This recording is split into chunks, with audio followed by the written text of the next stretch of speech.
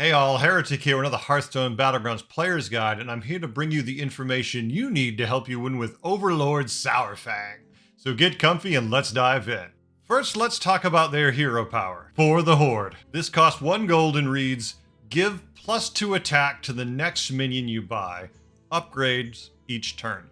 So this means is whether you use it or not, every single turn, this is going to keep going up by 1. So the longer the game goes, the bigger the attack bonus you're going to be able to give to the first minion you buy after you use this hero power.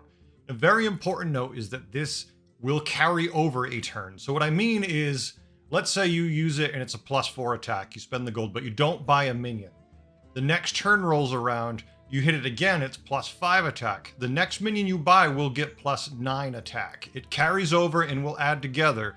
So don't waste this. If you have a gold floating, make sure you slam that hero power. Just make sure the next minion you buy is worth giving all that attack to when you finally do. This is a good way to buff up some weaker minions you have to make them a little bit more effective than they currently are. Hell, towards the late game when you're buying that Baron Rivendare and you're like, oh, he's going to get sniped, something bad's going to happen, you can at least give him attack so he can avoid the zaps of the world and whatnot. It's a good hero power, gives a nice targeted buff that really will give some utility to the minions you need to make everything a little stronger on your board. Now, when tiering with Saurfang, I do one of 2 curves, typically. Will be 3-on-3 or basic curve. Now, if both beasts and murlocs are in, I will not 3-on-3 more often than not. Unless my opponent happens to, and I'm just sitting there already tier 2, and I'm like, sure, why not? I'll join you, it doesn't hurt. Typically, I will basic curve at that point. That way I can get the most value out of the minions that I can buy. The hero power is useful, but in the early game, it's a very small buff. So you're much better off saving it for those more valuable minions, those ones that are going to stick around on your board that are actually going to affect the game in the long term.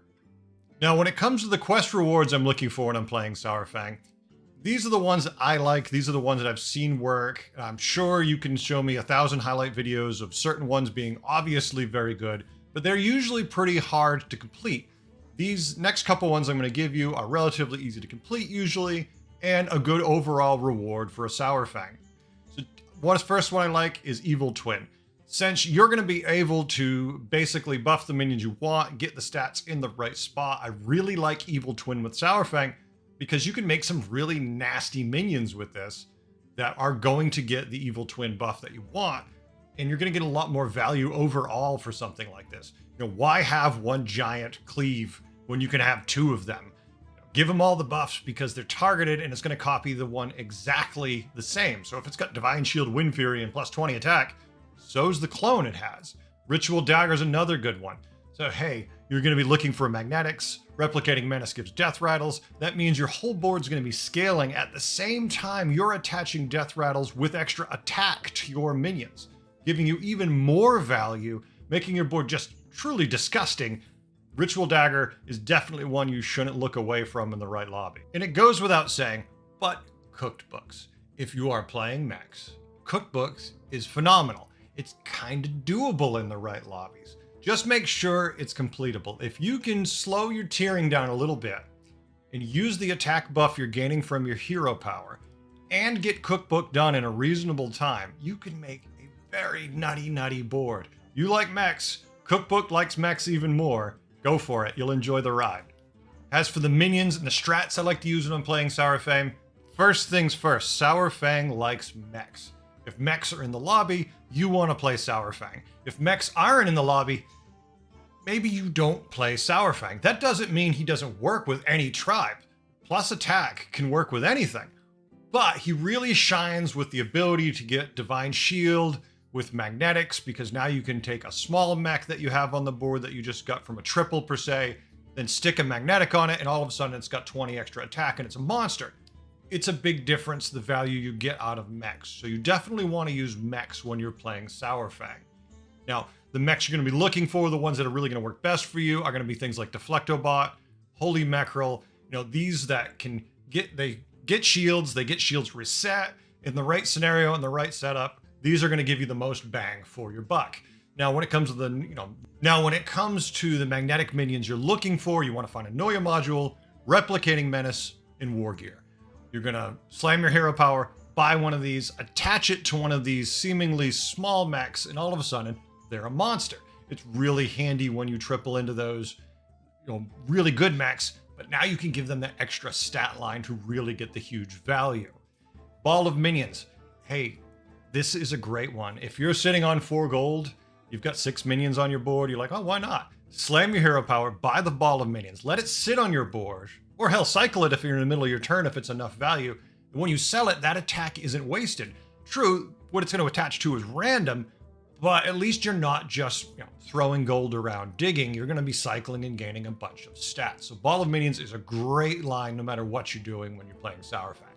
And now we come to everything else. Even if mechs are your primary focus because they do work the best with the hero power, anything with Divine Shield works.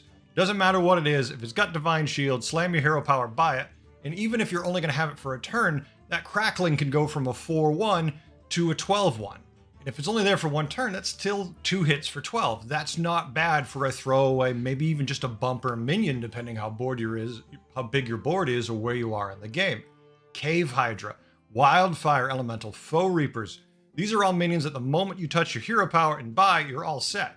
If you get to a spot where you only have 1 gold, but you've got a Foe Reaper frozen in the shop, slam your hero power. Next turn, slam your hero power again, buy that Foe Reaper, and next thing, oh my, that is a monster you're going to keep, and it's going to do a lot of damage on whatever it hits. Now, when it comes to countering Saurfang, don't worry. Counter them like you normally would. But that being said, typically what you're going to be dealing with are a lot of Divine Shields, high attack, and low health. So I can't state this enough. Tunnel Blaster is probably your best bet. Unless your board really needs your own Divine Shields, Tunnel Blaster will take out all their shields, and then they're going to only have a couple resets to work with. So with a few good hits, this puts you in a really good position. It puts you definitely at the advantage, and they're sitting there going, crap, what do I do? Because if it's just you and them left, there's not much they can do to pivot to counter. Once all their shields are negated, they're definitely, fighting an uphill battle. Do they have massive taunts with Divine Shield? Throw a Leroy at them. I don't care if they don't have Divine Shield. Just chuck a Leroy or 2 at them. It clears out their board. You're starting to take out their most important minions. Just don't use that with a Tunnel Blaster. You might be in some trouble if you do. And finally, stats. They've got big shields. They've got big stats. If you can scale like crazy, are you an APM pirate? Are you a giant elemental? Are you Murlocs just going nuts with a golden brand? You can just beat them down the old-fashioned way. Get some of your old shields, punch them until they're dead. You're all set. Saurfang's hero power is really good, but he can only buff 1 minion a turn. And there's going to be times where you can gain a lot more stats than he can gain attack. So just punch him into submission if you have to. If you can't get technical, beat him the old-fashioned way. And real quick, if you don't want to miss the next guide, please hit subscribe. I really enjoy making these guides. They're definitely making me a better player and much more informed than I was when I started doing these things. And I hope they're making you a better player. I hope that, for spending a few minutes watching these videos, you are learning things, or at least it's reinforcing things that you know, but you kind of forgot. Now you're like, oh yeah, I can do this. I can win with this hero. The one who I always pass on. It turns out in this lobby, I should be playing them. If these help you at all, please hit subscribe, hit like, leave comments. These help bring in more traffic and keep me motivated so we can keep making these and having a good time together. Thank you. Overall, Saurfang is not my first pick. I'll go in a lobby and I'll see him, and I'll usually look at everything else. I don't snap to Saurfang. Next are Mexin. Well, now I'm starting to look at Saurfang. Saurfang typically has a lot of armor because his hero power is good, but he's got to survive long enough to get enough attack out there for it to matter. That being said, because of all that armor, his quests are also easily done. So you can get even better value out of your minions. You can go completely nuts. Saurfang is situational. Is it a Murloc lobby and you're playing mechs with Saurfang? You're in pretty good shape. Other lobbies, maybe not so much. I only like to play Saurfang when mechs are in. That doesn't mean he doesn't work with anything else. But Saurfang definitely shines with mechs. That being said, hopefully you've learned a few things today where you can take that knowledge and you can make yourself a better Saurfang player and maybe get a top 4 or a win. Stay tuned. I have more guides on the way. I hope you learned a few things today and had a good time. I know I did. Thanks for watching. Bye.